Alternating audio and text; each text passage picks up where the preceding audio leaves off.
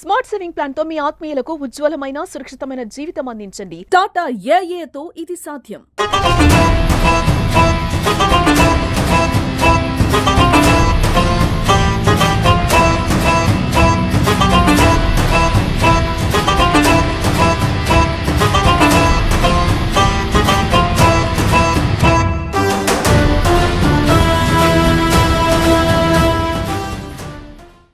కామారెడ్డిలో గత ఎలక్షన్ సమయంలో బీసీ డిక్లరేషన్ గెలవగానే అమలు చేస్తామని చెప్పడం జరిగింది. అందుకు 42% మన ప్రభుత్వం ద్వారా గవర్నర్ గారికి ఆమోదం తెలిపి పంపించడం జరిగింది. దానికి సంబంధించి కామారెడ్డిలో ఒక సభ పెట్టాలనే ఉద్దేశంతోనే వచ్చే 3-4 రోజుల్లో ఆ సభకు సంబంధించిన కార్యక్రమాల గురించి ఇన్ఛార్జ్ దానికి మంత్రిగా వ్యవహరిస్తున్న శ్రీహరి గారు ఆర్మూర్కి విచ్చేయడం జరిగింది. ఆ సభ ఏ రకంగా ఉంటది, ఆ సభలో డిక్లరేషన్ గురించి వివిధ సమాచారం ఇస్తూ, అదే రకంగా మొట్టమొదటిసారి మంత్రిగా అయినాక ఆర్మూర్ నియోజకవర్గానికి రావడం జరిగింది. వారికి స్వాగతం పలుకుతూ వారి శాఖ ద్వారా ఆర్మూర్ నియోజకవర్గానికి పెద్ద మొత్తంలో నిధులు కేటాయించాలని చెప్పి ఆర్మూర్ నియోజకవర్గం కాంగ్రెస్ పార్టీ తరఫున కోరడం జరుగుతుంది. గతంలో పోర్ట్స్ చైర్మన్ శివసేన రెడ్డి గారు ఇక్కడికి రావడం జరిగింది. ఇక్కడ జూనియర్ డిగ్రీ కాలేజ్ పక్కన సుమారు 12 ఎకరాల స్థలం ఉంది. దాంట్లో స్టేడియానికి 3.5 కోట్ల నిధుల వరకు ఇస్తామని చెప్పి హామీ ఇవ్వడం జరిగింది. మీరు తప్పకుండా అంతకన్నా ఎక్కువనే ఇచ్చి ఒక మంచి బ్రహ్మాండమైన స్టేడియాన్ని మాకు నిధులు కేటాయించాల్సిందిగా కోరుతున్నా. అదే రకంగా మీ శాఖ మత్స్యకార శాఖ దాని తరఫున కూడా మా ప్రాంతంలో ఆల్రెడీ సంఘం కోసం 1,20 లక్షలు ఆల్రెడీ మంజూరై ఉన్నది. దాన్ని కూడా తొందరలోనే మీ దగ్గరికి వచ్చి మా శాఖ సంబంధితులతో మీ దగ్గరికి వచ్చి కలిసి దానికి సంబంధించిన నిధులకు కూడా మిమ్మల్ని మరొకసారి అభ్యర్థిస్తామని చెప్పి కూడా తెలియజేస్తూ, ఏదున్నా సరే మా నియోజకవర్గానికి పెద్ద మొత్తంలో నిధులు కేటాయించాల్సిందిగా కోరుతున్నా. అదే రకంగా ఈ యొక్క సమావేశానికి విచ్చేసిన ఇన్ఛార్జ్ బల్మూర్ వెంకట్ గారికి, ఎమ్మెల్సీ గారికి, మానాల మోహన్ రెడ్డి గారు టీసీసీ అధ్యక్షుల వారికి, అదే రకంగా మల్రెడ్డి రామరెడ్డి గారికి, చైర్మన్ గారికి, మిగతా నాయకులకు అందరికీ కూడా పేరు పేరున ధన్యవాదాలు తెలియజేస్తూ ఒక 2 నిమిషాలు టీసీసీ అధ్యక్షులు మానాల మోహన్ రెడ్డి గారు మాట్లాడారు. నేను ఈ సమావేశం గురించి ఏం మాట్లాడలేదు. ముందుగా మొట్టమొదటిసారి మంత్రిగా ప్రమాణ స్వీకారం చేసిన తర్వాత నిజామాబాద్ జిల్లాకు వచ్చినటువంటి మన శ్రీహరన్న ప్రస్థానం ఏంటంటే ఒక మామూలు వ్యక్తి రాజకీయ జీవితం ప్రారంభించి ఒక సర్పంచ్ నుండి ఎంపీపీ, జెడ్పీటీసీగా, కౌన్సిలర్లుగా ఈ విధంగా ఒక్కొక్క మెట్టెక్తూ ఈరోజు ఇక్కడికి మీరు రావడం అనేది చాలా సంతోషము. దాంతో పాటు మీరు ఖచ్చితంగా ఇక్కడ మీరు ఏ విధంగా మా స్టేడియానికి హామీ ఇచ్చి పోతారని ఆశిస్తున్నాం. ఈ 15 తారీఖు జరగబోయే కార్యక్రమం అనుకున్నాం. ఆ కార్యక్రమానికి అది 16 జరుగుతుందా 17 జరుగుతుందా వేరే మాట, కానీ 16 అయినా 17 అయినా ఆ కార్యక్రమానికి మళ్ళీ ఈయన ఇన్ఛార్జ్ ఉంటారు, మా మల్రెడ్డి రామరెడ్డి గారు.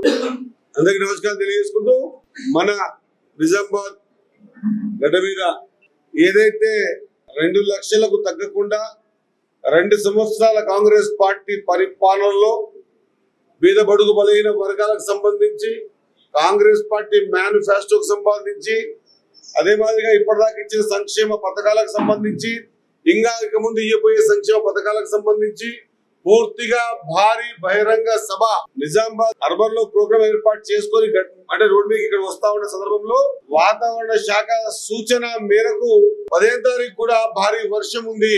ఆ వర్షం కారణంగా 1 రోజు లేకుండా 2 రోజులు పోస్ట్ పోన్ అవుతుంది తప్ప ప్రోగ్రామ్ లో ఎలాంటి చేంజ్ లేదు. కార్యకర్తలు ఎవరు కూడా నిరుత్సాహపడాల్సిన అవసరం లేదు. ఎప్పుడెప్పుడు 15 తారీఖు వస్తుందా, ఎప్పుడు ఆ ప్రోగ్రామ్ లో పార్టిసిపేట్ అవుదామా అనేటువంటి కార్యకర్తలందరూ కూడా 1 రోజు పోస్ట్ పోన్ కావచ్చు, కానీ ప్రోగ్రామ్ అనేది ఖచ్చితంగా ఉంటుందని తెలియజేసుకుంటూ, మనందరి నాయకుడు రాష్ట్రంలోనే కాదు దేశంలోనే తాను కన్యాకుమారి నుంచి కాశ్మీర్ వరకు పాదయాత్ర చేస్తూ ఏ విషయాలనైతే గ్రహించిండో ఆ విషయాలన్నింటినీ కూడా కాంగ్రెస్ మేనిఫెస్టోగా చేసి స్పష్టంగా ఈ దేశంలో వెనుకబడ్డ తరగతులలో పార్లమెంట్ గాని అసెంబ్లీ గాని కడప దొక్కని కులాలు ఎన్నో ఉన్నాయి. అవి ఎన్నో లెక్కగట్టి విద్య ఉద్యోగాలే కాకుండా రాజకీయాలలో కూడా అవకాశం కల్పించాలనే ఒక సంకల్పం అదే మాదిరిగా 6 గ్యారంటీ స్కీమ్స్ కానివ్వండి, చెప్పినవి కానివ్వండి, చెప్పనియని కానివ్వండి, అన్నిటి కూడా ఏం చేశాం. 2 సంవత్సరాలు పూర్తి చేసుకుని మరి మన అధ్యక్షులు, ప్రియతమ నాయకులు, పిసిసి అధ్యక్షులు ఆయన ఈ సంవత్సరం పూర్తయిన సందర్భంలో మరి ఆనాడు పిసిసి అధ్యక్షులు నుండి మన ప్రియతమ ముఖ్యమంత్రి రేవంత్ రెడ్డి గారు ఇదే గడ్డ మీద చేసిన వాగ్దానాలు, మరి ఈనాడు పిసిసి అధ్యక్షులైనటువంటి మన అధ్యక్షుడు ఆయన ఆధ్వర్యంలో ఏం నిర్వహిస్తా ఉన్నాం, ఏమి చేసినాం, జవాబుదారీతనం మీద ప్రజల ముందుకు రావాలా చెప్పాలనే ఒక సంకల్పం. రాహుల్ గాంధీ గారి ఆలోచన, ఇస్ దేశ్ మే జితనీ జిన్కి ఆబాదీ హై ఉनको ఉतना हिस्सेदारी మిల్నా చాహియే. అంటే మీరు ఎంత ఉన్నారో మిమ్మల్ని లెక్కగట్టి మీకు అన్ని అర్హతలు ఇవ్వాలి.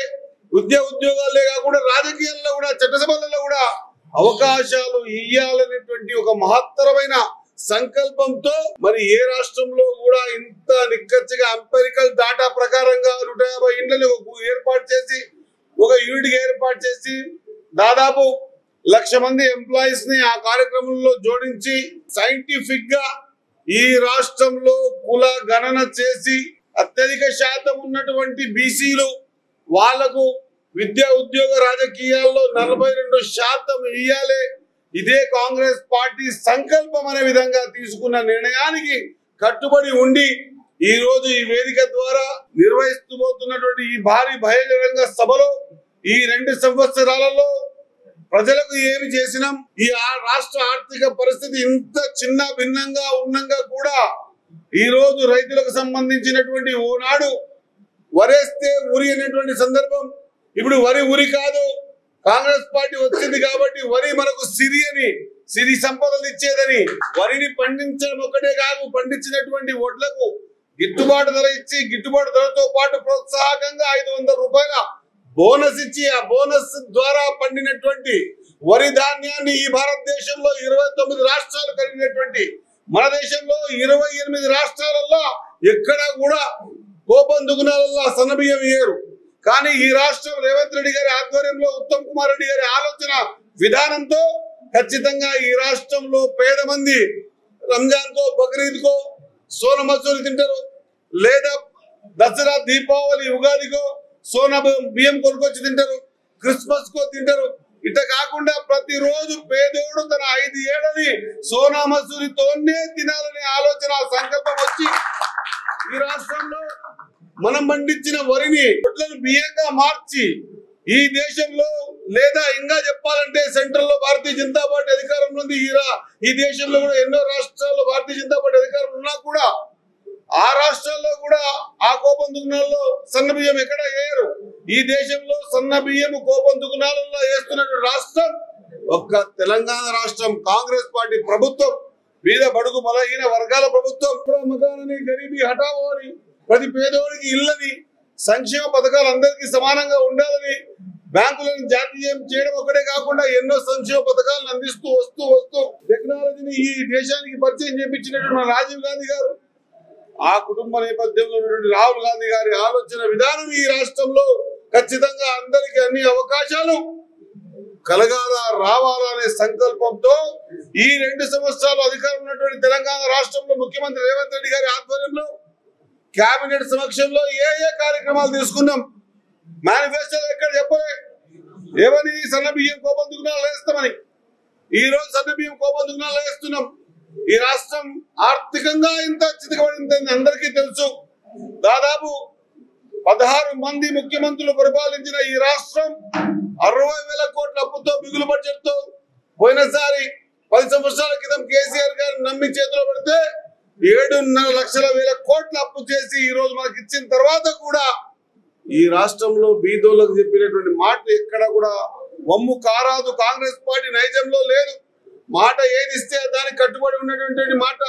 ఆ రోజు స్వతంత్ర భారతదేశం పోవడం చేసినా, లేదా తెలంగాణ ఇస్తామని చెప్పి ఆంధ్రప్రదేశ్ మనకు రాదు అని చెప్పి తెలిసినా కూడా తెలంగాణ రాష్ట్రంలో ఉన్నటువంటి అమాయకమైన ప్రజల కోసం తెలంగాణ ఇచ్చింది కూడా. ఆ తర్వాత సంక్షేమ పథకాలు ఈ రాష్ట్రంలో ఇంత ఇబ్బందులు ఉన్నా కూడా ఖచ్చితంగా సంక్షేమ పథకాలను ఇవ్వాలనే ఒక సంకల్పంతో తీసుకున్న నిర్ణయమే కాంగ్రెస్ పార్టీ నిర్ణయం. కాంగ్రెస్ పార్టీ అంటే రకరకాలుగా మాట్లాడుకున్న వ్యక్తులు ఒకటే చెప్తా, కాంగ్రెస్ పార్టీ అంటే అధికారంలో ఉన్నప్పుడు నలుగురు చుట్టుపక్కల తెల్లబట్టలకు మాత్రమే సాయం చేస్తే కాంగ్రెస్ పార్టీ కాదు. కాంగ్రెస్ పార్టీ విధానమే సంక్షేమం అనేది అధికారంలో ఉన్నప్పుడు లైన్ లో నిలబడ్డ ఆఖరి వ్యక్తికి కూడా ప్రభుత్వ సంక్షేమ పథకం అందించాలనేటువంటి తపన కలిగిన పార్టీ కాంగ్రెస్ పార్టీ అన్నమాట మరొకసారి మీడియా మిత్రుల ద్వారా ఈ నియోజకవర్గ ప్రజలకు తెలియజేస్తా ఉన్నా.